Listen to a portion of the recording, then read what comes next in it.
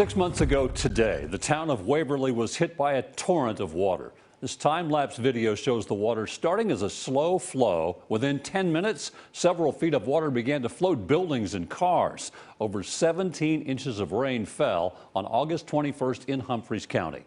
News 2's Chelsea Bindford went to a store in Waverly that only recently reopened after months of cleanup. Chelsea?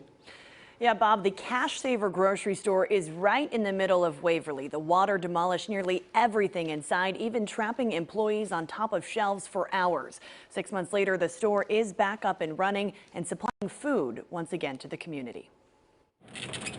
Fresh meat and produce line the shelves of the Waverly Cash Saver, but 6 months ago, most of this store was underwater. I can't imagine a tornado doing much more damage than what happened inside this store. We had about 7.5 feet of water that came in a matter of, I think they said about 7 minutes.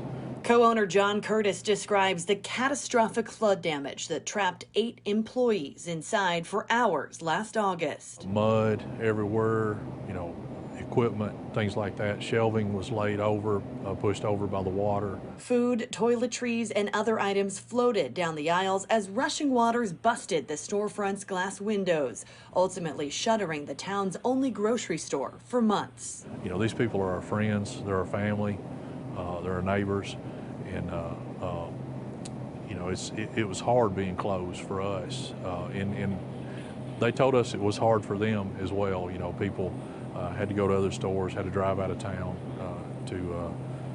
to secure groceries, and it was a difficult time for everybody. For 6 weeks, Curtis says volunteers from near and far helped them clean out the damp and moldy interior. Then the rebuilding began. I'm not sure if we had not had that volunteer help that we would be able to be open today.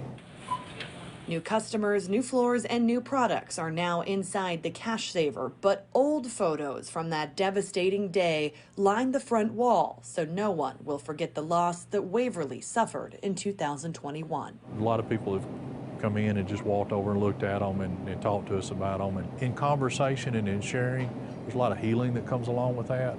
And I think we've been able to do a lot of that. And I think the pictures have helped that a lot. Well, in the next 6 months, as Waverly approaches 1 year post-flood, Curtis plans on creating a memorial inside the store dedicated to the 20 people that died in the flood. He also hopes representatives from the state come back to look at the creeks and prevent a tragedy like this from happening again. Bob.